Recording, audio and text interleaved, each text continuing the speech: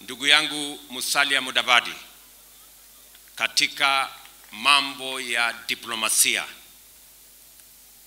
we all agree we have the best diplomat in Musalia Mudavadi. Kwa sababu ya kazi yake anafanya, mara nisipopata nafasi, nchi nyingi wanatuambia ukituma huyo Musalia Mudavadi, huyo ni sawa, atakuja anyoroshe kazi na itafanyika vile wewe ungefanya. So nataka nikushukuru mheshimiwa for your dedication to duty. Amekuwa Marekani, amefika jana usiku, na kuna mambo mtasikia hivi karibuni ambayo tunafanya na serikali ya Marekani ili kusukuma gurudumu na uchumi wetu wa Kenya.